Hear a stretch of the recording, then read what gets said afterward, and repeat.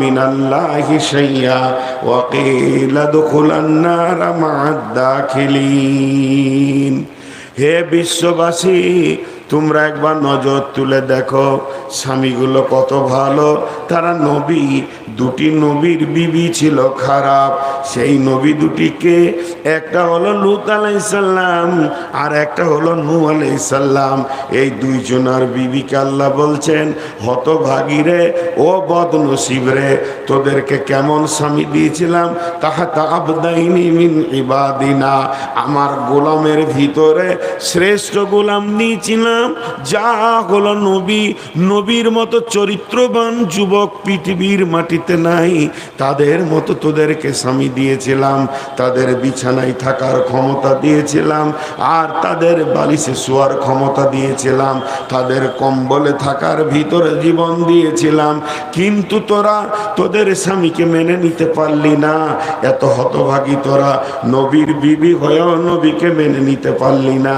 আল্লাহ ফয়সালা দিচ্ছেন ওই দুজন নবীর বিবির ব্যাপারে, ওয়াকিলা দুখুলান নার মা'আদ দাখিলিন, ওরা চিরদিন জাহান্নামের আগুনে জ্বলবে। ওরা জাহান্নামের আগুনে যাবে, চিরদিন সেখানে তারা জাহান্নামের আগুনেই কাটাবে।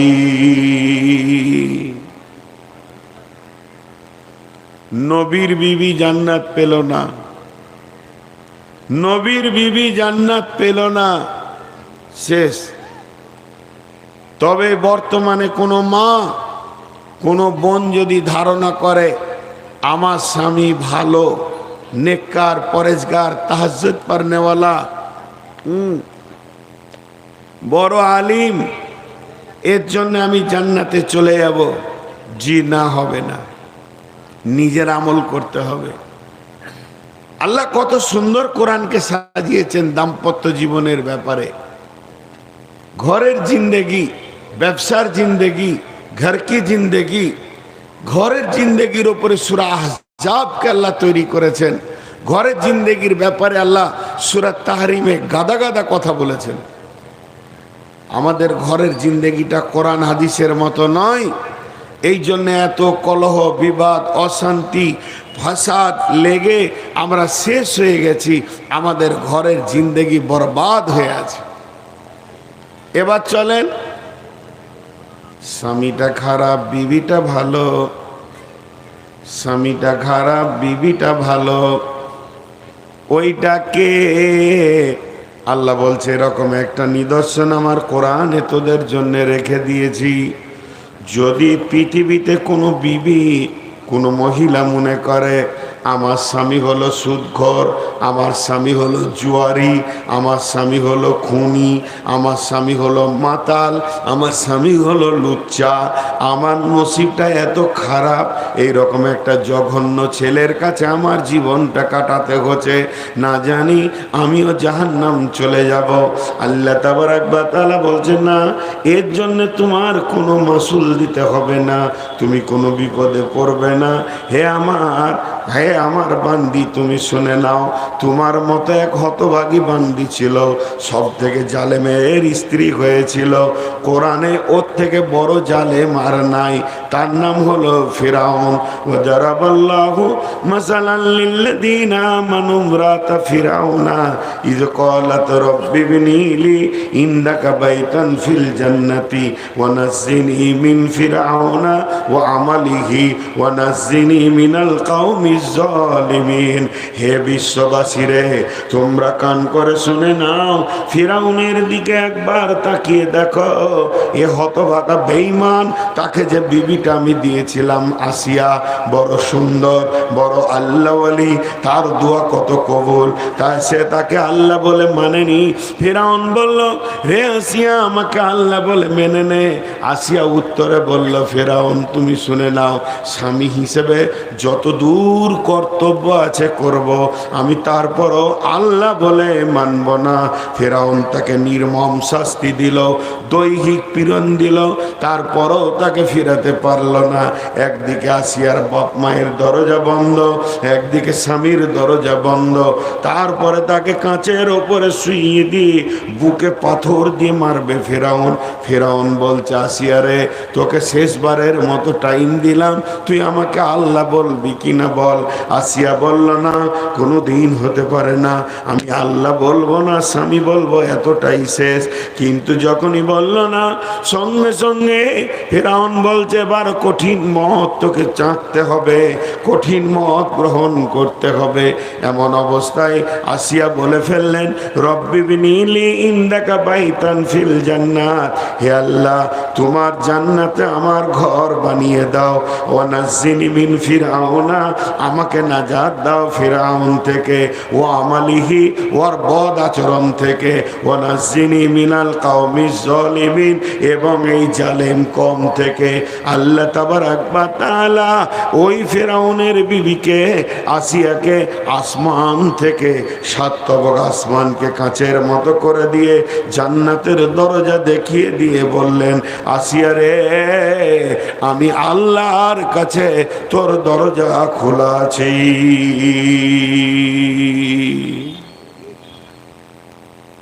আমি কিন্তু সিরিয়াল দিয়ে কথা বলছি, আমার কষ্ট হচ্ছে, হোক, কিন্তু আমি আনন্দিত যে 6 দিন পর আজকে আপনাদের সামনে মুখ খুলছি। তো আপনারা দোয়া করেন। এখন সারা বছর পরে আছে, আমার বাংলাদেশে 1.5 মাস আছে।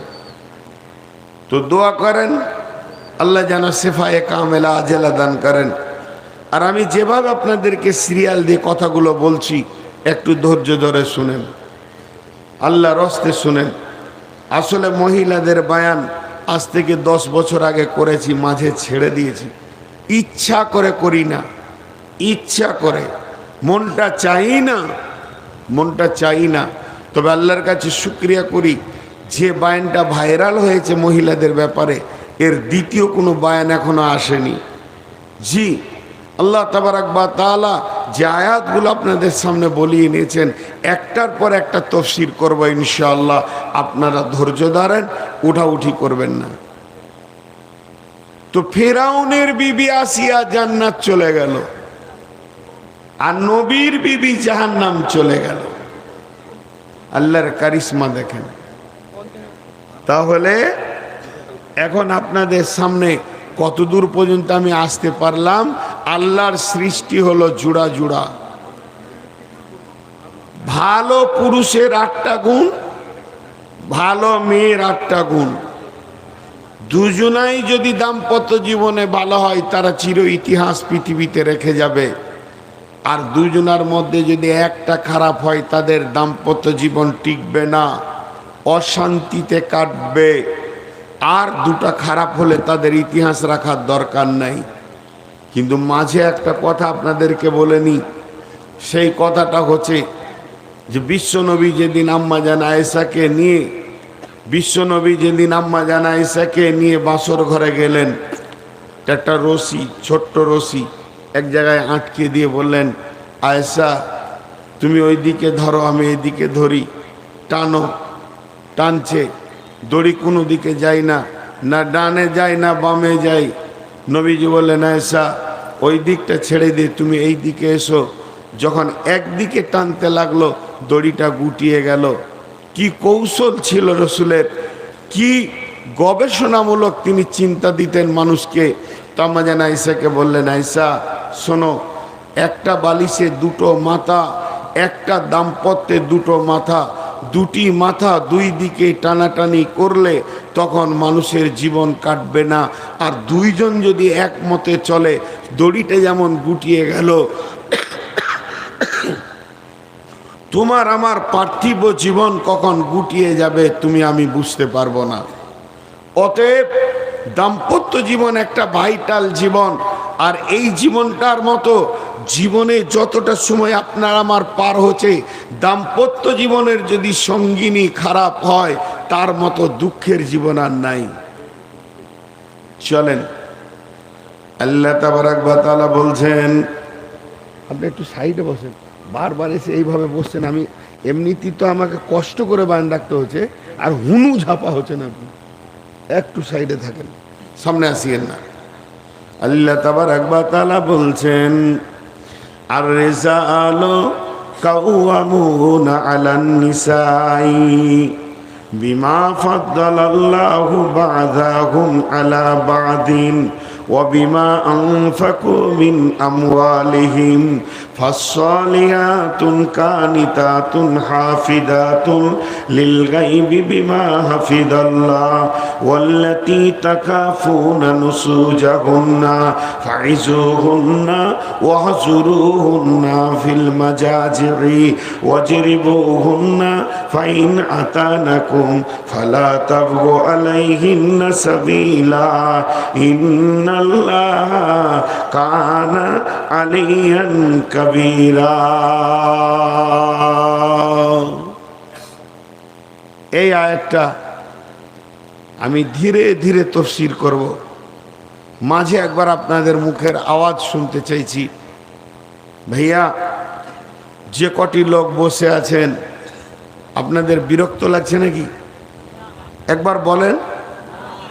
আসলে স্বাভাবিক, আমাকে এইভাবে দেখেননি কোনো দিন, আজকে একটু লাগবে, আমারও একটু কষ্ট হচ্ছে, তো যাই হোক, এটা মেনে নিতে হবে, কারণ আল্লাহ তাবারক ওয়া তাআলার ফায়সালা, সুস্থতার মালিক আল্লাহ, অসুস্থ করনেওয়ালা মালিক আল্লাহ। এই আয়াতটা ছোট ছোট করে তাফসীর করব এবং খুব গভীর তথ্য জায়গা পর্যন্ত যাওয়ার চেষ্টা করব, যেটার জন্যে আপনার কমিটি বারবার রিকোয়েস্ট করেছে আমাকে। তো সেই হিসেবে এই আয়াতটা আপনাদের সামনে আমি ধীরে ধীরে ধীরে ধীরে চালিয়ে যাচ্ছি। আল্লাহ দেখেন কথাগুলো কি সিস্টেমে করেছেন। শব্দটা পুরুষ, শব্দটা পুরুষ, কিন্তু জ্ঞানটা দিচ্ছে মেয়েদেরকে। আবার শব্দটা মহিলা, জ্ঞানটা দিচ্ছে পুরুষকে। ক্রস, ক্রস কেমন ক্রস?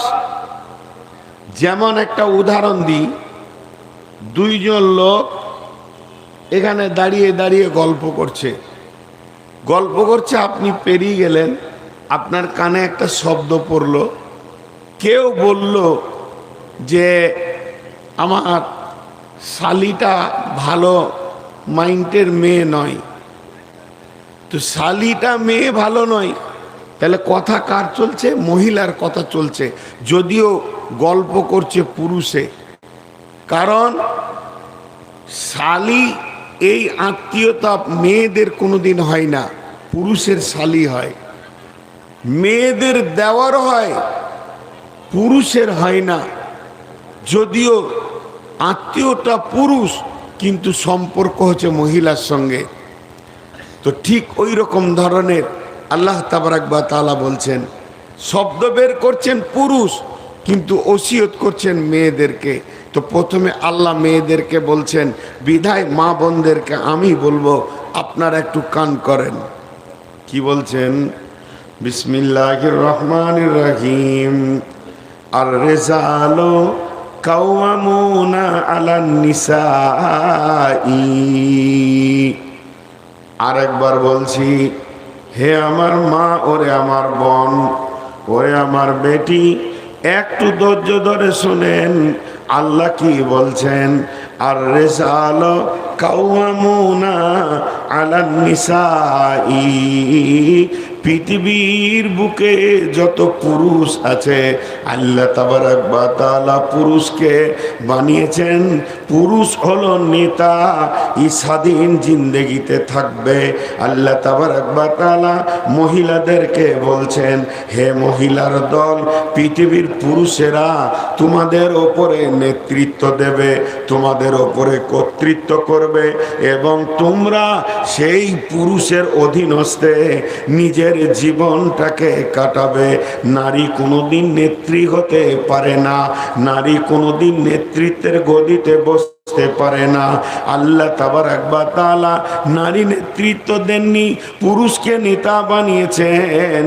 তাই আল্লাহ তাবারাক ওয়া তাআলা বললেন, আর রিজালু কাওয়ামুনা আলান নিসাই, পৃথিবীর বুকে যত পুরুষ আছে তারা নেতৃত্ব দেবে মহিলাদের ওপরে।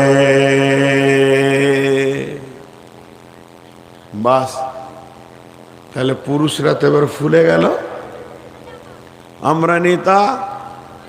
জি, কেন নেতা এটা পরে, আমি নেতাটা কেন, কোরআন মুখ খুলে দিয়েছেন। কিন্তু মা বোনদেরকে এখন ওসিয়ত করতে শুরু করেছি, তো মেয়েদের কি 5 মিনিট করি। হে আমার মা, তাহলে একটা মেয়ের নেতা হবে কয়টা? একটা মেয়ের নেতা হবে 4টা পুরুষ। যতদিন মেয়েটি জন্ম নেবে যেদিন, সেদিন ওই মেয়েটার নেতা হবে তার আব্বা। আব্বা যদি মারা যান, আব্বা যদি বিদেশে চলে যান, প্রবাসীতে থাকেন, তাহলে ওই মেয়েটার নেতা হবে তার বড় ভাই। ক্রমান্বয়ে ভাইয়েরা নেতা। এবার দেখা গেল ওই মেয়েটির বাপ আর ভাই মিলে একটা সুন্দর ছেলেকে দেখে বিয়ে দিয়ে দিল। যেদিন বিয়ে দিয়ে দেবে, ওই মেয়েটির নেতা হয়ে যাবে তার স্বামী। যেদিন স্বামী মারা গেল, হঠাৎ অ্যাক্সিডেন্ট হয়ে মারা গেছে, যদি বাপ ভাই থাকে তো বাপ ভাই আবার নেতা। তবে শুনেলেন, যদি ওর পেটের বাচ্চা ইয়ং হয়ে যায়, ব্যাচেলিয়র হয়ে যায়, ছেলে যদি সিয়ানা হয়ে যায়, তাহলে মায়ের নেতা হবে সন্তান। তারপরও মাকে নেতা বানানো যাবে না। একটা মেয়ে বাড়ির বাইরে বের হতে গেলে সে ভাইকে জিজ্ঞেস করবে, আব্বাকে জিজ্ঞেস করবে, আব্বা না থাকলে ভাইকে জিজ্ঞেস করবে।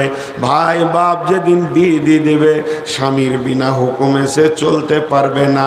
তার জিন্দেগিটা স্বামীর অধীনস্থে বাঁধা থাকবে, স্বামীর গণ্ডিতে থাকবে। যেদিন স্বামী মারা যাবে,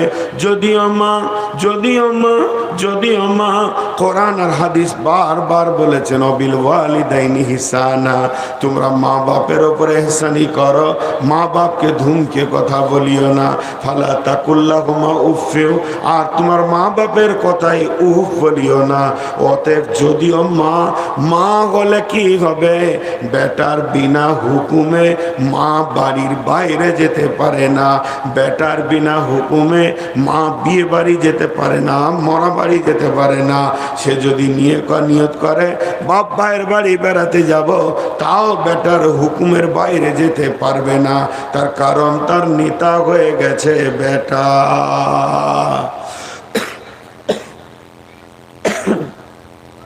তার নেতা হয়ে গেছে বেটা।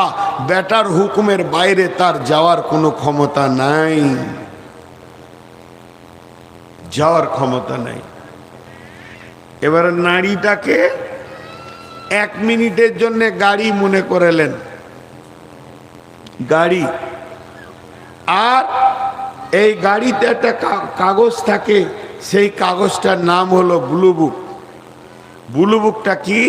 ওই গাড়ির চ্যাচিস, ইঞ্জিন, গাড়ি কবে বের হলো, গাড়ি কবে রিলিজ হলো, গাড়ির নাম, নাম্বার এবং যে কিনেছে তার সঙ্গে সেই ঠিকানা লেখা থাকে।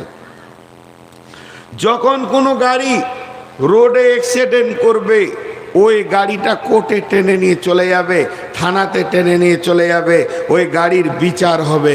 কিন্তু গাড়িকে নিয়ে কোনো বিচার হয় না, গাড়ির মালিককে ঠিকানা ধরে বের করে তারপরে বিচার শুরু হবে। গাড়ির একা বিচার হয় না।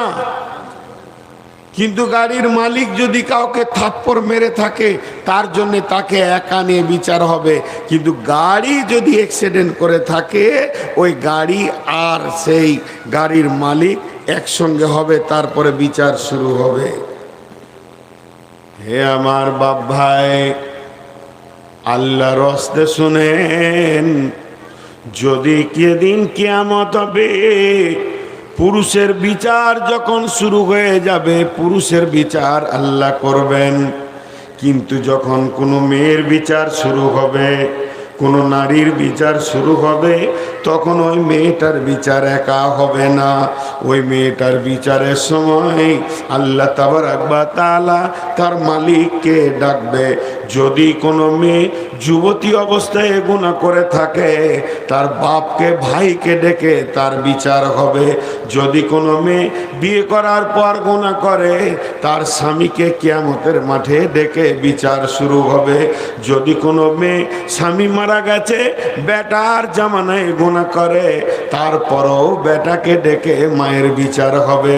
বন্ধু আমার, ওরে আমার মা রে, ওরে আমার বোন রে, যতক্ষণ পর্যন্ত যে জামানায় গুনাহ করবে ওই পুরুষটাকে হাজির না করবে, অতক্ষণ পর্যন্ত তার বিচার শুরু হবে না। কঠিন কিয়ামতের দিনে মায়ের বিচারকে দেখতে হবে দাঁড়িয়ে বেটাকে, আর বোনের বিচার দেখতে হবে ভাইকে, স্ত্রীর বিচার দেখতে হবে স্বামীকে, মেয়ের বিচার দেখতে হবে বাপকে।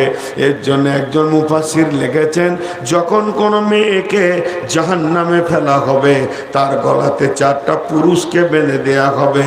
একটা পুরুষ হলো বাপ, 2টা পুরুষ হলো ভাই, 3 নম্বর হলো স্বামী, এবং 4 নম্বর হলো তার ছেলে।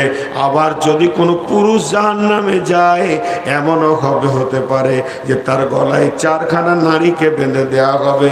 সে নিজে নামাজ পড়েছে, রোজা রেখেছে, বড় বড় ইবাদত করেছে, তেলাওয়াত করেছে, তাসবিহ করেছে, কিন্তু বন্ধুরে সে বাপ, সে নিজের স্ত্রীকে কন্ট্রোল করেনি, মেয়েকে করেনি, সে তার বেটিকে করেনি সে স্ত্রীকে করেনি, মাকে করেনি, বোনকে। এর জন্যে এই মেয়েগুলি তার ঘাড়ে দিয়ে তাকে জাহান্নামে ফেলা হবে। ভাইয়া, এর জন্য নিতা, এর জন্য পুরুষ নিতা। তো পুরুষ তুমি নিতা কেন? জি, পুরুষ তুমি নিতা কেন একটা প্রশ্ন রেখেছিলাম, এখন তার উত্তরটা দিতে চলেছি। কিন্তু আল্লাহ এক জায়গায় অন্ধতাকে দূর করেছে, আলো করে দিয়েছে। যদি কোনো পুরুষ মনে করে যে আমি নেতা এই জন্যই, আমি কত বড় পুরুষ, আমি কত দামি পুরুষ, আমার ক্ষমতা কত। যেদিন মেয়েটাকে বিয়ে করে নিয়ে এসেছিলাম, সেদিন ওর কোলে একটাও বাচ্চা ছিল না, একদম ইয়ং ব্যাচেলিয়ার যুবতী মেয়েকে এনেছি। আজকে তাকে 4টা 5টা ছেলের মা বানিয়ে দিতে পেরেছি। তো আমার মতো পুরুষ আবার কে আছে? এটা যদি কারো ধারণা হয়, তো আমি তাকে একটা কথা শর্টে বলবো, বিস্তারিত বলবো না, হালকা করে বলবো। আপনি যত বড়ই পুরুষ হন, 1-1.5 বছর লাগবে একটা বাচ্চার মা বানাতে, কি 2টো হবে যদি জমজ হয়। তাহলে আমার আপনার থেকে বেশি দামি পুরুষ হলো শূকর। ও এক সিজনে 1.5 ডজন বাচ্চার মা বানায়, 18টা বাচ্চা হয়। তাহলে ও বেশি দামি পুরুষ হয়ে গেল, ও বেশি আল্লাহর কাছে আল্লাহর ওলি হয়ে গেল। বাচ্চা বানানোটা পুরুষের পরিচয় নয়, এটা আল্লাহ ক্লিয়ার করে দিয়েছেন। কি বলে? বিমা ফাদ্দালাল্লাহু বা'দাহুম আলা বাযিন। হে বিশ্ববাসী রে, তুমি যেমন তোমার বিবিকে আনন্দ দাও, তোমার বিবিও তোমাকে আনন্দ দেয়। তোমরা যখন দৈহিক মিলনে কাছাকাছি হয়ে যাও, তো একে অপরকে প্রাধান্য দেওয়া হবে না, দুজনই সমান। সে তোমাকে আনন্দ দেয়, তাকে তুমি আনন্দ দাও, আর তার ভিতরে আমি আল্লাহ তোমাদেরকে সন্তান দিই। তবে তুমি কেন পুরুষ? পুরুষকে বলছেন আল্লাহ, তুমি কেন পুরুষ, সেই কেনটা শুনে লাও। ও বিমা আনফাকু মিন আমওয়ালিহিম, ও বিমা আনফাকু মিন আমওয়ালিহিম, ও বিমা আনফাকু মিন আমওয়ালিহিম। আল্লাহ তাবারাক ওয়া তাআলা বলছেন তোমরা এই জন্যই পুরুষ, আমি তোমাদেরকে এই জন্য পুরুষ বানিয়েছি। তোমরা গ্রীষ্মে পুড়ে যাবে, বর্ষাতে ভিজে যাবে, শীতেতে কাঁপবে, কষ্ট করে হাড় ভাঙা মেহনত করে ইনকাম করে নিয়ে আসবে। ইনকামের দায়িত্বটা তোমাদের। তোমার ইনকামে তোমার বিবি খাবে, তোমার বিবি পড়বে, তোমার বিবি আনন্দ করবে এবং তোমার বিবির চিকিৎসা হবে। এই জন্যই তোমরা পুরুষ, যেহেতু তোমাদেরকে পৃথিবীর বুকে আমি আল্লাহ ইনকামের দায়িত্বটা দিয়েছি।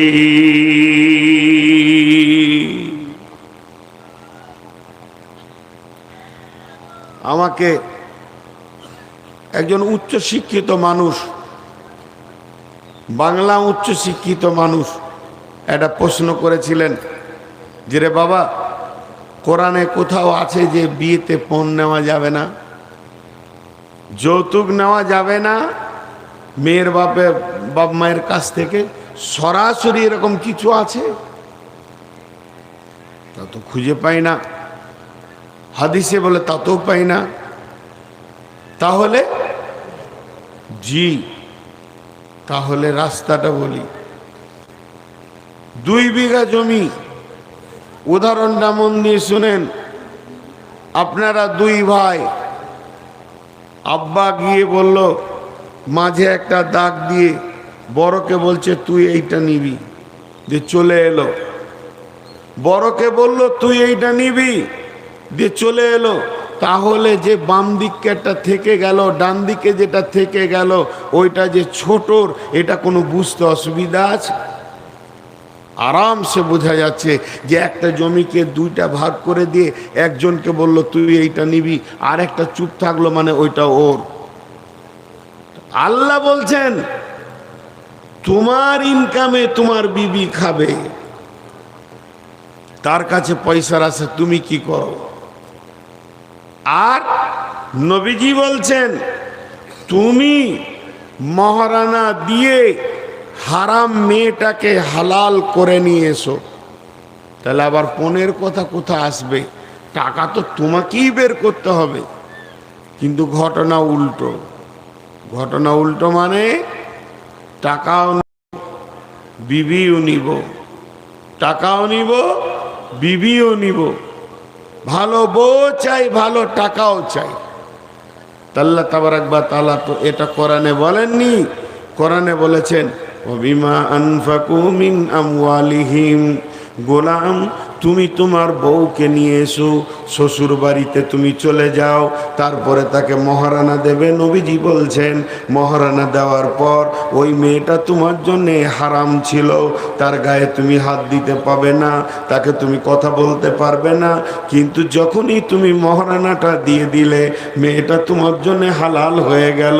ওই মেয়েটাকে এবার তুমি বাড়িতে নিয়ে আসবে, এটা তোমার হালাল মেয়ে। এই মেয়েটাকে আনবে তুমি মহারানা দিয়ে। আর আমার আল্লাহ বলছেন ওই মেয়েটা যে তোমার বাড়িতে আসছে, তার চিকিৎসা, তার খাওয়া এবং তার পোশাক, সমস্ত খরচার দায়িত্ব তোমার ওপরে চলে গেল। তুমি এগুলোকে মেনটেন করবে। অতএব গোলাম রে, পণের কথা এখানে আসছে না, পণের কথা আসছে না। একজন আমেরিকান খ্রিস্টানদের লোক দার্শনিক একটা কথা বলেছেন। কথাটা কি বলেছেন? যে বর্তমানে যতগুলো দাম্পত্য জীবন পৃথিবীতে আছে, বর্তমান জামানায় যতগুলো দাম্পত্য জীবন পৃথিবীতে আছে, প্রেমের ওপরে 100-তে 2টো আছে, আর বাকিগুলো কোনো রকম চলছে। ছেলেটাকে জিজ্ঞেস করেন, বলবেন ছাড়েন, আর কি করব, ছেলে পিলে হয়ে গেছে, আবার যদি তেরে দিই তো ছেলেগুলো কোথা দাঁড়াবে আর মাকে কোথা পাবে? চলুক, চলছে। মেয়েটাকে জিজ্ঞেস করেন, ওটা মানুষ নাকি, ওর কাছে কি থাকা যায়? কিন্তু কি করব, এই কি করব বলে স্বামী স্ত্রীর জীবন চালানো, এটা জীবন চালানো নয়। প্রেমে চলবে, তুমি আমার, আমি তোমার।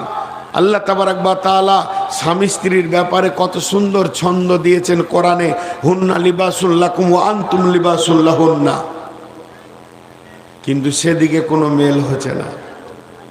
বন্ধু শুনেলেন, এর জন্যে প্রত্যেকটা বাড়িতে অশান্তি ঢুকে গেছে, দাম্পত্য জীবনে শান্তি নাই।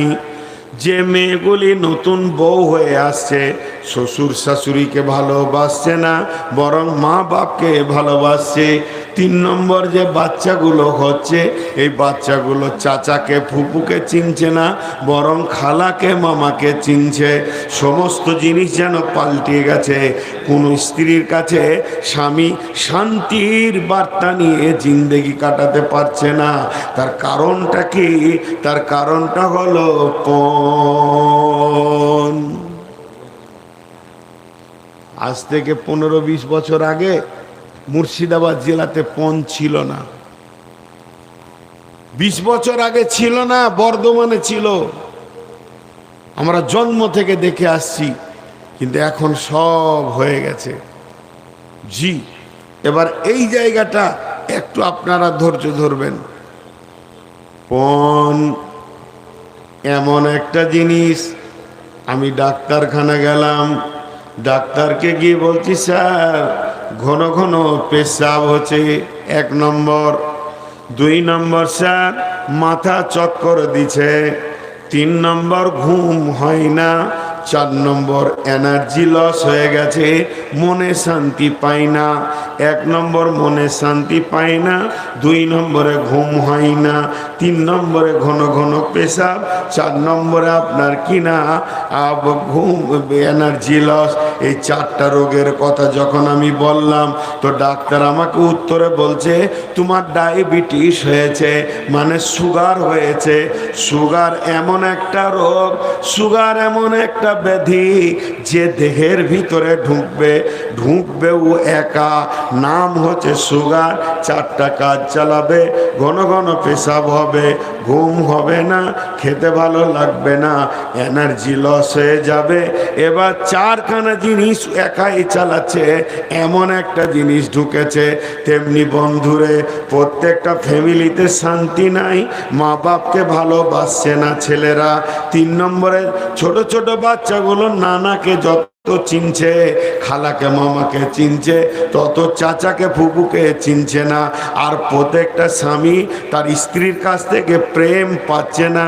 তাহলে এই 4-5টা কেস, এক একটা ঘরের ভিতরে, এক একটা ঘর নামে বডিতে 4টা রোগ।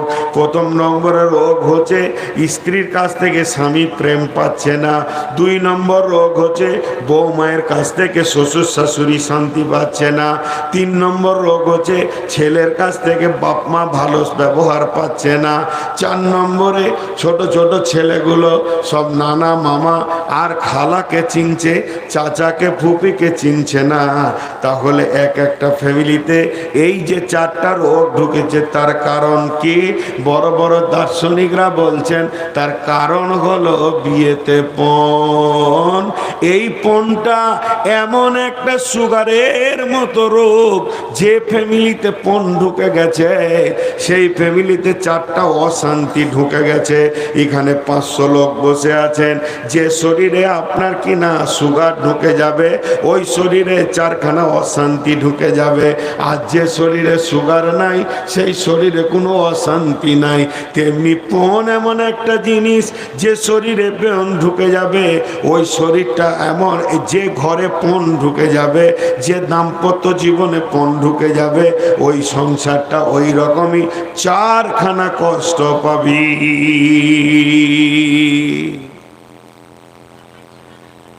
4টা কষ্ট পাবে, একটা একটা করে মিলিয়ে দেবো। জি, একটা একটা করে মিলিয়ে দেব। একটা রূপকথা বলবো, রূপকথা। এটা হাদিস কোরআন লয়, ইতিহাসও লয়, উপন্যাসও লয়, রূপকথা। আমি বানিয়ে বানিয়ে বলবো, শেষকালে দেখবেন অঙ্ক করে যে সমাজে ওইটাই চলছে। জি, সমাজে ওটা চলছে। গরিবের মেয়ে দেখতে বড় সুন্দরী, গরিবের মেয়ে, বাপ ইট ভাটাতে কুলির কাজ করে, কিন্তু মেয়েটি দেখতে বড় সুন্দরী। বাড়ি হচ্ছে তার হোসেননগর। বিয়ের বাড়ি আনন্দ করতে গেছে, খালার বাড়ি কোথা না বেলডাঙ্গা। বেলডাঙ্গাতে বিয়ে বাড়িতে ঘোরাঘুরি করছে, চোখ পড়ে গেছে এক বড় লোকের ছেলে, কলেজের প্রিন্সিপালের ছেলের চোখ পড়ে গেছে। জি, তো ওটা মেয়েটা কার রে? বলে হোসেননগরের। বাস, ওর ঝোঁক লেগে গেছে, ওকে বিয়ে করতেই হবে। এত ভালো মেয়ে কি ছাড়া যায়? আমি নোংরা কথা বলছি না, সে চাইছে না যে ভোগ করি, চাইছে বিয়ে করি। ভালো কথা, আলহামদুলিল্লাহ। প্রস্তাব পাঠিয়ে দিল। ইয়ার বাপ তো হার্ট ফেল করছে। ওরে সুবহানাল্লাহ, কলেজের প্রিন্সিপালের ছেলে, বাপের একটা বেটা, কয়েক কোটি টাকার মালিক, আর আমি সকালবেলায় যাই ঝুড়ি কোদাল নিয়ে, সন্ধ্যার সময় যে টাকা টেনে ঢুকি, চাল আর ডালটা হয়, তার কিছু হয় না। আমার মেয়ে কিন্তু ছেলের ঝোঁক পড়ে গেছে। কিছু লাগবে না, বিয়েটা দেন, কিছু লাগবে না। হালকা একটা গাড়ি দেবেন আর 10-15 লাখ টাকা দেবেন, বাস। বাপ বসলো বেটাদেরকে নিয়ে, দুটা বেটা আছে, একটা বেটি। কিরে, প্রস্তাব এসছে ওইখান থেকে, ও ছাড়বে না, ছেলে বিয়ে করবি। খুব মাথা খারাপ। দু ভাই দেখছে যদি আব্বাকে বলে দিও না, আমাদের তো কিছু নাই, তো হয়তো বোনটা ভাববে যে আমার সুখটা আর ওরা হতে দিলে না। সুখ হওয়ার কথা ছিল, হতে দিলে না, ভাইদের কারণে হলো না। তা বাপ দেখেলে ভিটে মাটি জমি জায়গা যা ছিল বিক্রি করে দিল। কোন রকম টাকাটা নিয়ে এসে 10 থেকে 12 লাখ টাকা বেঈমানের বাচ্চার হাতে দিল। একটা গাড়ি কিনতে গিয়ে মায়ের কাকের কানের সোনাগুলো শেষ হয়ে গেল। খাদিজাকে সাজাতে গিয়ে আরও কিছু উপরি ঋণ 3 লাখ হয়ে গেল। যখন বিয়েটা দিয়ে ওই ইট ভাটার কুলিটা হাত ধুয়ে উঠল, তো ও 5 লাখ টাকা ঋণে পড়ে গেল। আর শুধু বাড়িটা কোনো রকম থাকলো, বাকি সব বিক্রি হয়ে গেল। দুই ভাই দেখলো আমাদের আর বউ এনে থাকার জায়গা নাই, তার থেকে চেন্নাই চলে যায়। ওরা দুজন চেন্নাই চলে গেল, কেরল চলে গেল। ঘর তো ফাঁকা। এখন খাদিজা শ্বশুর বাড়ি যাওয়া আসা করে, বড় সুখের সংসার। বন্ধুরা আমার, ওই বেঈমান ছেলে সব লুটে নিয়ে চলে গেছে। এখন ঘরে অশান্তি, খাবার নাই, ঋণ ঢুকে গেছে 4-5 লাখ টাকা। কি করে শোধ হবে? তারা কেরলে চেন্নাই খাটে, বাপকে টাকা দেয়, আর বাপ ইট ভাটাতে কাজ করে। ধীরে ধীরে ধীরে ধীরে ঋণ শোধ হয়। এই করতে করতে রোজা চলে আসলো।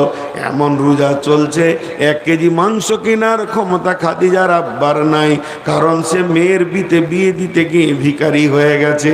এখন সে করলো কি, ঈদ চলে আসলো, নতুন জামা ছোট ভাইটাকে একটা কিনে দেবে, তাও হচ্ছে না। জামাইকে ঈদে এনেছে, সেখানেও 20,000 টাকা দিতে গিয়ে আবার নতুন করে ভাটা মালিকের কাছে ঋণ করেছে। কিন্তু ঘরের ভিতরে খাদিজা ছোট ভাইটাকে জিজ্ঞেস করছে, ভাই রে, কালকে কি দিয়ে ভাত খেয়েছিলি? ডাল ভাত, আলু ভাত, শাক ভাত, ডাল ভাত, আলু ভাত। বলে মাছ মাংস। সুন্দর করে টেনে দিয়ে বলছে, বুবুরে, সে তোমার বিয়েতে মাংস খেয়েছি, আর মাংস বলে কিছুই জানি না। খাদিজা বাথরুমের ভিতরে টস টস করে কাঁদতে শুরু করলো। আমি এমন একজন হতভাগী, আমি এমন একজন কলঙ্কিনী। আমার বিয়ে হতে গিয়ে, আমাকে বিদায় নিতে গিয়ে, ওই ডাকাতের বাচ্চা, বেঈমানের বাচ্চাকে বুঝাতে গিয়ে আমার মা বাপ ভিখারি হয়ে গেছে। আমার মায়ের এখন বয়স 40 হয় নাই, দেখে মনে হচ্ছে বিধবা মহিলা, সোনা দানা কিছুই নাই। আব্বা তো ইট ভাটার কুলি। ঈদের মতো দিনে 2টি ভাইও বাড়িতে নাই। আব্বা ছেঁড়া লুঙ্গি পরে ঈদ করছে। এবার ওর ভিতরটা দাও দাও করে জ্বলছে, ওর ভিতরটা আগুনের মতো জ্বলছে। বলছে, শোন, তারপরে তোকে কি করি দেখি।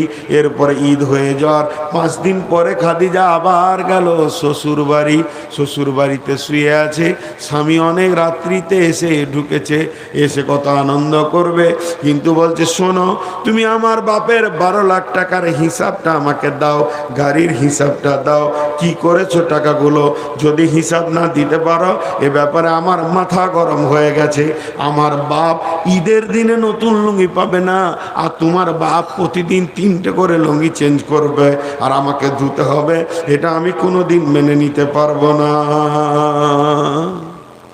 শুরু হয়ে গেল ডায়াবেটিস সুগারের রিয়াকশন শুরু হয়ে গেল। এবার আর ঘরে শান্তি নাই। ছেলে তো সারা রাত আর ঘুমায় না, জেলখানা দেখতে পেয়েছে, খালি বহরমপুরের জেলখানার গেট, আমাকে ঢুকাচ্ছে, বের করছে। এখন শ্বশুর শাশুড়িকে যদি ভালো না বাসি তাহলে তার উপায় নাই। শ্বশুর শাশুড়িকে ভালোবাসতে লাগলো, বাপকে ধুমকে কথা বলে, ঝিড়কে কথা বলে, বৌমা শ্বশুরকে দেখতে পারে না, শুধু এই ব্যবহারের কারণে।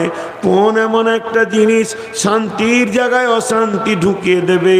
অথচ বিবির ব্যাপার আল্লাহ কি বলেছেন, লিতাসকুনু ইলাইহা ওয়া জাআলা বাইনাকুম মাওয়াদ্দাতাও ওয়া রাহমা।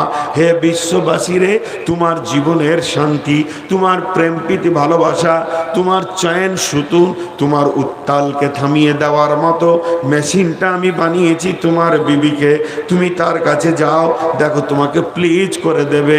কিন্তু বড় দুর্ভাগ্যের বিষয়, সেই বিবি আজকে এমন রেগে বসে আছে, তার পাশে আমার যাওয়ার ক্ষমতা নাই। শেষ হয়ে গেল, শেষ, শান্তি আর নাই। থাকবে কেন? কোন ঢুকেছে। আমি একটা উদাহরণ আপনাদেরকে এর আগেও দিয়েছি, আজও দিচ্ছি। এই যে সিলিং ফ্যান সেই সেই করে ঘুরবে, ওপরের হাওয়া নিচে আসবে, আপনি আমি শান্তিতে থাকব। কিন্তু ওই ফ্যানের মোটরের কাছে একটা ব্যাটারির মতো আছে, ওর নাম হচ্ছে ক্যাপাসিটার। ওই ক্যাপাসিটারে নেগেটিভ আছে, পজিটিভ আছে। ওই নেগেটিভ পজিটিভটা চেঞ্জ করে দিলে গোলমাল হয়ে যাবে। কি গোলমাল হবে?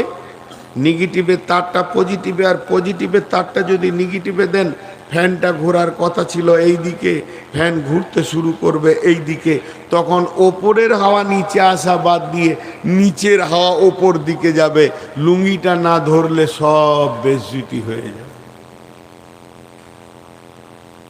তো আল্লাহ তাবারাক ওয়া তাআলা বিবির ভিতরে শান্তি ভরে রেখেছে, তো বিবিটাকে ফ্যানই মনে করেন, তোকে কোন মহারানা দিয়ে আনতে হবে আর ওর পেছনে মাল খরচা করতে হবে, গোটা ঘর শান্তিতে বাস করবে। আর যখন উল্টা করে আপনি আমি বলবো আল্লাহকে, আল্লাহ বলছে দেখ এর ভিতরে শান্তির ভান্ডার আছে, তোরা নিয়ে যা, কিন্তু পয়সা খরচা কর। আর মহারানাদের রসুল বলছে, আমরা সবাই বড় বিজ্ঞানী হয়ে আল্লাহ কা রসুলকে বলছি, আপনাদের কথা এখন থাক, এই যুগে ওগুলার মানা যাবে না, আমরা ক্যাপাসিটারে তার আলাদা করে লাগাবো, বিজ্ঞানীর কথা শুনবো না। যে বিজ্ঞানী ফ্যান তৈরি করেছে তার কথা না শুনে পণ লিব, বউ আনবো।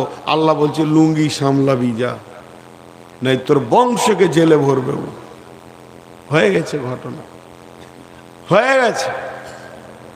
বিশ্বনবী বলছেন আল ওয়ালাদু লিল ফিরাসে, আল ওয়ালাদু লিল ফিরাসে, বিছানা যার সন্তান তার।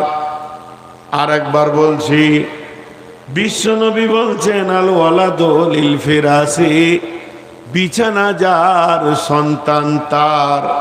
তার মানে হচ্ছে যে পুরুষটি মেয়েটাকে নিয়ে আসবে বিয়ে করে, যার বিছানায় সন্তান হবে, সন্তান তার হবে। তার মানে ছেলেটা হলো মোল্লা বংশের, ছেলেটা হলো শেখ বংশের, ছেলেটা হলো সৈয়দ বংশের। তবে মেয়েটা যে বংশের হবে হোক না কেন, ওই মেয়েটির পেটে যত বাচ্চা বের হবে বাপের বংশের সঙ্গে তার সম্পর্ক থাকবে। কারণ পিতৃত্বকে মেনে নিয়েছে। মাতৃতন্ত্র ইসলাম নয়, পিতৃতন্ত্র হলো ইসলাম। অতএব বাপ যদি শেখ হয় সৈয়দ হয়, ছেলেটা শেখ সৈয়দ হবে। অতএব আল ওয়ালাদু লিল ফিরাসে, বিছানা যার সন্তান তার। যে ঠিকানাতে আমি বিয়ে করে এনেছি, আমার পৈতৃক ভিটাটা হলো শেখ, আমার দাদা ছিল শেখ, আমার বাপ হচ্ছে শেখ, আমি আছি শেখ, আমার সন্তান হবে শেখ। তার মানে এই ভিটাটা শেখের ভিটা। যে কোনো বংশের মহিলা ঢুকুক না কেন, তাকে বাচ্চা দিতে হবে, তো শেখ বাচ্চা দেবে। রসুলের ফয়সালা আল ওয়ালাদু লিল ফিরাসি। কিন্তু বন্ধু একবার খালি চিন্তা করি, কিন্তু বন্ধু একবার খালি চিন্তা করি, আপনাদের বিবেকের চেতনার অ্যালবামে শুধু একটা চিন্তা পাঠিয়ে দিই। আল্লাহর হস্তে যতগুলি শিক্ষিত মানুষ বসে আছেন, একবার বিবেচনা করে দেখেন যতগুলি বিছানাতে সন্তান তৈরি হচ্ছে বর্তমান জামানায়, ওই খাট, ওই গদি, ওই বিছানা, ওই বালিশ, ওই মশারি আর ওই কম্বল, এই যে খাটটা তৈরি হয়েছে, এই খাটটা সম্পূর্ণ আসছে মায়ের বাপের কাছ থেকে, নানার বাড়ি থেকে আসছে। বিয়ে করার পরে বিয়েতে খাট যেছে, বিয়েতে গদি গেছে, বিয়েতে সমস্ত পৌঁছে যাচ্ছে, আর সন্তান হচ্ছে ওই খাটের ওপরে। এর জন্য সন্তানের রিয়াকশন লেগেছে।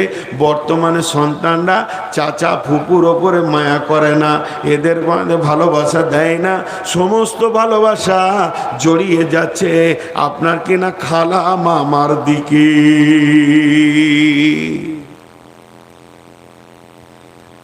আল্লাহ তাবারক ওয়া তাআলা কত সুন্দর কথা বললেন। আয়াতটা কত দূর গেলাম, আর একবার রুটিনি।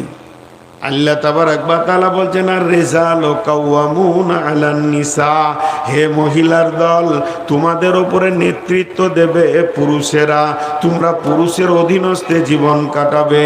তারপরে আল্লাহ বলছেন যে আর রিজালু কাওয়ামুনা আলান নিসা বিমা ফাদ্দালাল্লাহু বা'দাহুম আলা বা'দিন, একে অপরে তোমরা আনন্দ দিয়ে সন্তান নিয়ে আসো পৃথিবীতে, এর জন্য কেউ কারো উপরে প্রাধান্য পাবে না। ও বিমা আনফাকু মিন আমওয়ালিহিম, হে পুরুষের দল, তোমরা ইনকাম করে মহিলাদের পেছনে খরচা করবি।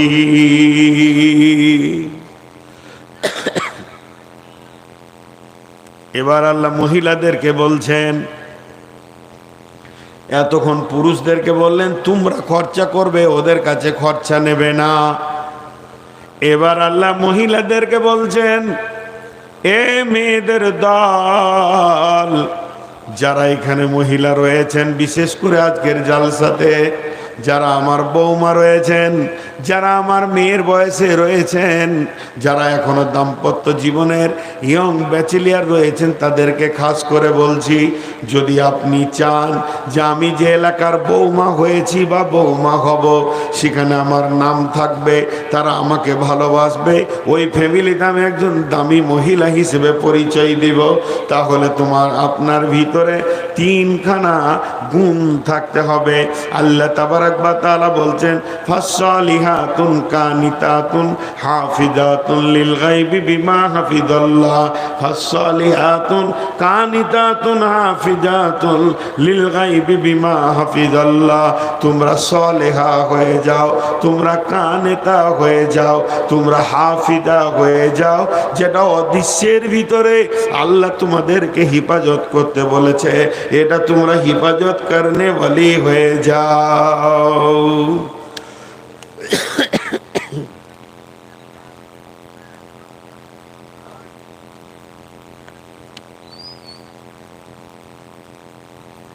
তোমরা হিফাজত করনে ওয়ালি হয়ে যাও। মায়েরা, আমার বোনেরা,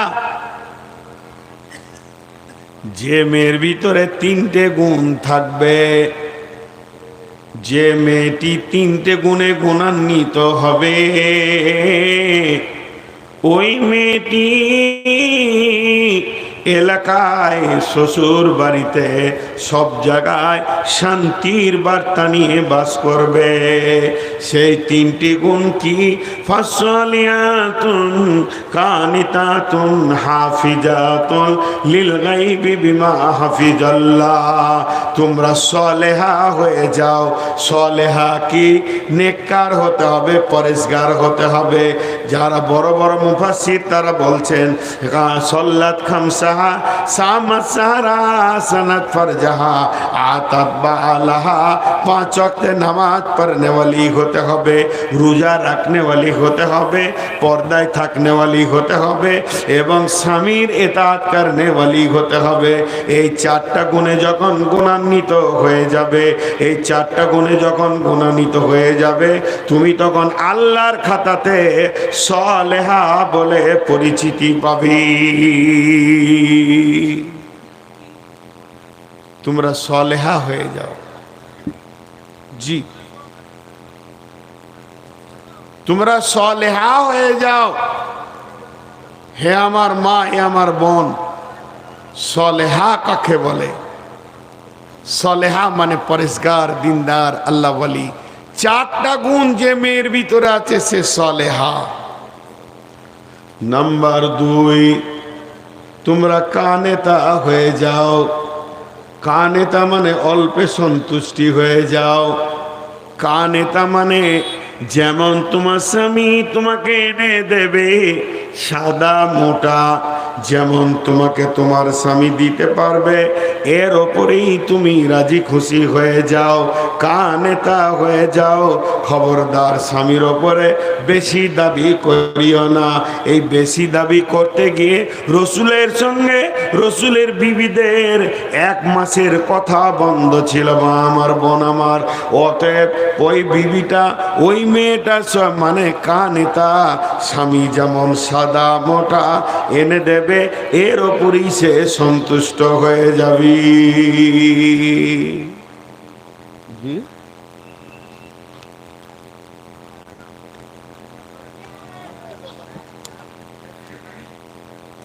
আপনি তো বলবেন কি করে? মহিলাদের বায়ান করে কালেকশন হয়। আমি আপনাকে যেদিন থেকে আপনারা দাবি করেন সেদিন থেকে আমি মানা করেছি যে আমাকে আমার মন মতো ছেড়ে দেন, কিন্তু না, কমিটির ফাইসালা। তো কমিটির ফাইসালা তো ওটাই চালা। এবার কোন জায়গাতে বলবো যে দান করে? জীবনে কোনো বক্তাকে বেঁধে দিয়ে না। জি, এখানে বসেছি তারপরেও কানে এসে বলছেন যেন পদস্খলন না ঘটে যায়। কত হুঁশিয়ারি দিচ্ছেন। ভাবছে পাগলা মানুষ আর কি, যদি ভুল করে অন্যদিকে হাঁটে। তো আমি যে কথাগুলো বলছি একটু ধৈর্য ধরে শুনেন ইনশাআল্লাহ। মা বোনেরা তো সব চলেই গেল, যেতে যেতে কেউ নাই। এখন আমি আপনার 5-7 টাকা নিয়ে বসে আছি। বলে কোন বক্তাদের মুখে শুনেছি, ও অনেক বক্তাই বায়ানটা করে, আমি করি না কোনো দিন। যে চোখ মুজে বায়ান করছে বক্তা, চোখ খুলে দেখছি একজনই আছে। তো বলছে ওরে সুবহানাল্লাহ, আমার বায়ান তুই বুঝছিস, আর কেউ বুঝে নিতে পালিয়েছে, তাই তোকে মুসাফা করি। বলছে না, ওইটা লয়, ওই চেয়ারটা আমাদের। মা বলেছে চেয়ার না নিয়ে এসে ঘর ঢুকবি না, মারবে, ওই লেগে আমি বসে আছি। ও আবার আরো বিপদে বসে আছে। তা আমার অবস্থা তাই হলো আজকে। জি, যখনই একটা কথা বলি, কনস্ট্রাকশনের কাজ হবে আর অর্থের দরকার হবে, সে বক্তব্য আলাদা হবে। হ্যাঁ, মেয়েদের বায়ানে কালেকশন, মেয়েদের বায়ান হবে তাবলিগি জালসাতে হবে। মহিলা বিভাগ একটা হয়ে গেল, পুরুষের আর একটা বক্তা বলে নিল। তো আমি যে আয়াতটা আপনাদের সামনে পড়েছি, এইখানে তত্ত্ব কথা বলছি। আল্লাহ দিচ্ছে আপনাদের দোয়ার বরকতে আমার গলা অনেক ক্লিয়ার হয়ে গেল আগের থেকে। কিন্তু ঘটনা হচ্ছে যে আমি তত্ত্ববহুল কথাগুলো বলছি, কেউ শুনছে কেউ শুনছে না। কিন্তু ধৈর্য ধরেন। কানেতা মা বোনেরা আমার, কোরআনে একবার নয় কয়েকবার বলা হয়েছে কানেতা কথাটা, যেটা নবীর বিবিদের চরিত্রের কথা বলতে গিয়ে কানেতা কথা এসছে। আর এখানেও আল্লাহ বলছেন ফাসলিহাতুন কানিতাতুন হাফিজাতুন লিল গায়বি বিমা হাফিজাল্লাহ। স্বামী যেমন এনে দেবে, সাদা মোটা যেমনটা তোমার হাতে তুলে দেবে, এর ওপরে তুমি রাজি হয়ে যাবে।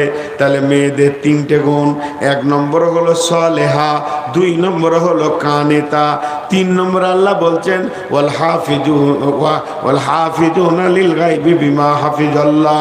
হে মহিলার দল, তোমাদেরকে হিফাজত করতে হবে। এই হিফাজতটা আল্লাহ অদৃশ্যের হিফাজতের কথা বলেছেন, লিল গায়বি বিমা হাফিজাল্লাহ, গায়েবের ভিতরে হাফেজাত। তার মানে একটা উদাহরণ দিলে বুঝে নেবেন।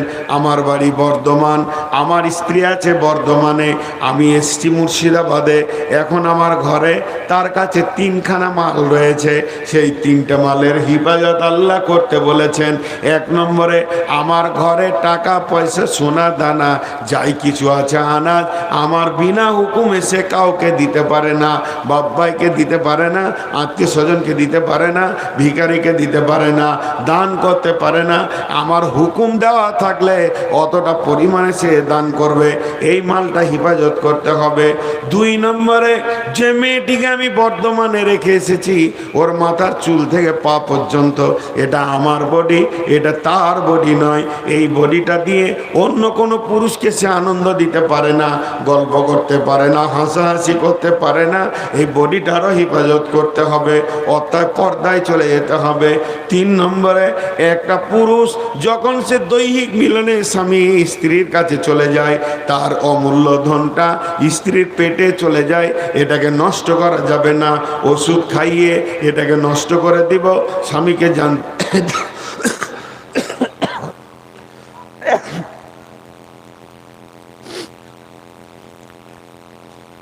স্বামীকে জানতে দিব না, এরকম কিছু চলবে না, সব হিফাজত করতে হবে। তাই আল্লাহ তাবারাক ওয়া তাআলা বলছেন ওয়াল হাফিজুনা লিল গায়বি বিমা হাফিজাল্লাহ। এরপরে আল্লাহ পুরুষকে বলছেন والذين تخافون نشوزهن فعظوهن واهجروهن في المضاجع واضربوهن فإن أطعنكم فلا تبغوا عليهن سبيلا إن الله كان عليا كبيرا। হে পুরুষের দল, যদি তোমাদের স্ত্রী না ফরমান হয়ে যায়, তাহলে তাকে প্রতিদিন কিছু কিছু কিছু কিছু করে ওসিয়ত করো, কোরআন হাদিসের কথা বলে বলে বলে বলে বলে বলে তার মনটাকে পরিষ্কার করে দাও, তাকে দিনের দিকে নিয়ে আসো। যদি তাও না শুনে, তাহলে বিছানা আলাদা করে দাও। ওয়াহজুরুহুন্না ফিল মাজাজি, একই রুমের ভিতরে বিছানাটা আলাদা করে দাও, তোমার বিছানায় আসতে দিও না। তাতেও যদি সে সম্মতি না হয়, দিনে ফিরে না আসে, ওয়াজরিবহুন্না, তাহলে তাকে তুমি মারো। তারপর আল্লাহ বলছেন ফালা তাবগু আলাইহিন্না সাবিলা ইন্নাল্লাহা কানা আলিয়ান কাবীরা। খবরদার, তুমি বিবিকে মারার জন্যে, বিবিকে প্রহার করার জন্যে, বিবিকে কষ্ট দেওয়ার জন্যে তুমি রাস্তা খুঁজে বের করো না। কোন ভুলটা ধরলে তাকে মারতে পারবো এমন কাণ্ড তুমি করিও না। ইন্নাল্লাহ আলিয়ান কাবীরা, নিশ্চয় আমার আল্লাহ সব থেকে বড় এবং জাননেওয়ালা পাকড়নেওয়ালা। আমার আল্লাহর কাছে সব কিছু মওজুদ রয়েছে, অতএব আমার আল্লাহকে তুমি ভয় করো।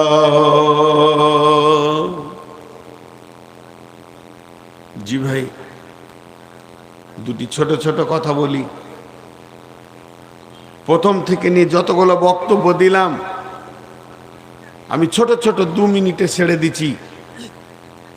প্রথম শুরু করেছি যে আল্লাহর সৃষ্টি জোড়া জোড়া, একটা মেল, একটা ফিমেল, একটা পুরুষ, একটা নারী। ভালো পুরুষকে যার ভিতরে 8টা গুণ আছে, ভালো নারীকে যার ভিতরে 8টা গুণ আছে। দাম্পত্য জীবনে দুজনেই যদি ভালো হয় তা সুখ আর সুখ। দাম্পত্য জীবনে যদি দুজনেই খারাপ হয় তার ইতিহাস আর নাই। আর দুজনের মধ্যে একজন যদি খারাপ হয় তাদের দাম্পত্য জীবন টিকবে না। নূহ আর লূত 2 জন নবী ছিল, বিবিরা জাহান্নাম গেছে। আর ফেরাউন জাহান্নাম গেল, বিবি জান্নাত চলে গেল।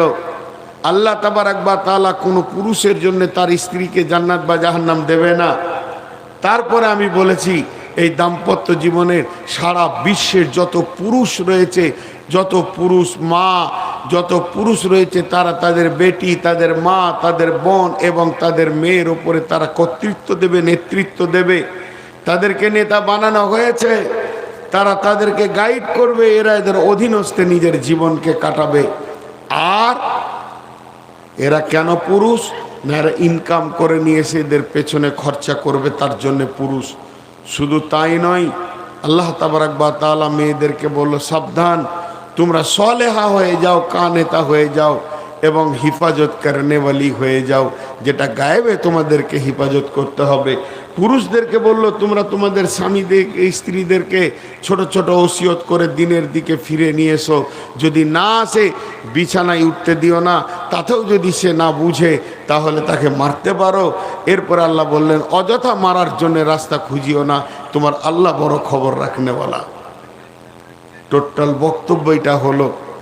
কিন্তু আপনাদের কাছে আমি শেষবারের মতো যটি লোক বসে আছেন, কারণ আজকের এইখানে যেটা মেন কারণ যার জন্য আজকে জালসা, সেটা হলো মসজিদ।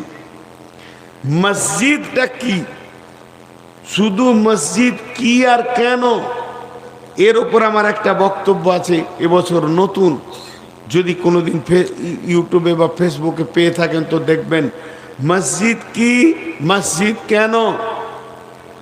মসজিদ আল্লাহর ঘর, মসজিদ কেন, সাজদা করার জায়গা। একটা মসজিদের মূল্য কত, আজকে আমরা এর মূল্যটা বুঝিনি বলে আমরা নির্বোধ অবস্থায় রয়েছি। আমি একটা কথা বলছি, মসজিদে ঢুকে যান, ঢুকে যে আপনি নামাজ পড়েন নেকি আছে, আপনি জিকির করেন নেকি আছে, তেলাওয়াত করেন নেকি আছে, সবই আছে। কিছু যদি না করে চুপ করে বসে থাকেন তাও নেকি আছে। এটা আল্লাহর ঘর।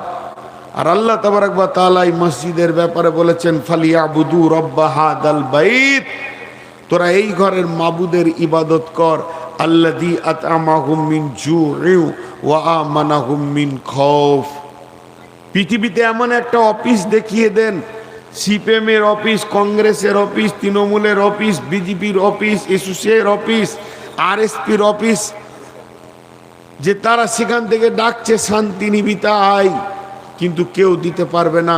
5 বার মসজিদ থেকে ডাকা হচ্ছে শান্তি নিবিতা আয়, কিন্তু কেউ শান্তি দিতে রাজি নয়। সেই মসজিদ উপলক্ষে আজকে আপনাদের এই জালসা, বিধায় আপনাদের কাছে যতটি লোক বসে আছেন, আমার দাবি, কেউ 5000, 2000, 1000 দেনেওয়ালা কেউ আছেন কি? আল্লাহর গোলাম কেউ আছেন? জি, এই লোকটির ভিতরে কেউ আছেন 2-5000 দেনেওয়ালা? একটাও নেই, একজনাও নেই এতটির ভিতরে। জি,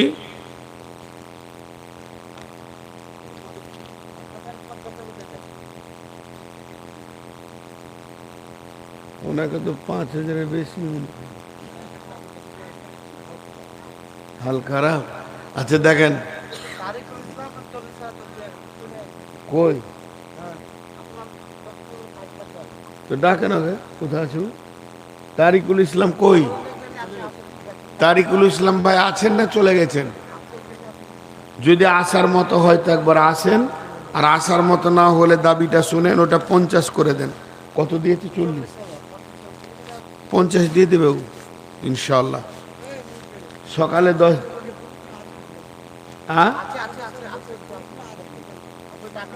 কই তারিকুল ইসলাম কে? তারিকুল ইসলাম ভাই আসেন তো একবার। ডক্টর মনিরুল ইসলাম ভগবান গেলা 20,000। কই? আচ্ছা আসেন ভাই, একবার আসেন, মুসাফা করি। আমি বহু দূরের মানুষ, আপনি টাকা দিয়েছিলেন আমি বুঝতে পেরেছি, কিন্তু আমি ছিলাম একটা ধ্যানে, বিধায় আপনার সঙ্গে কথা বলিনি। আমি আপনার সঙ্গে মুসাফা করতে চাই, একবার আসেন। তারিকুল ভাই একবার আসেন। জি আচ্ছা, দোয়া করব। জি তারিকুল ভাই আসেন একবার, লেট না করে আসেন। আর আপনারা যে কটা তারিকুল আছেন কিছু করে দিয়ে দেন, এগুলো বন্ধ করে দাও। গুটিয়ে নাও, যাও, অনেক হলো, তোমরা 20,000 করে দাও।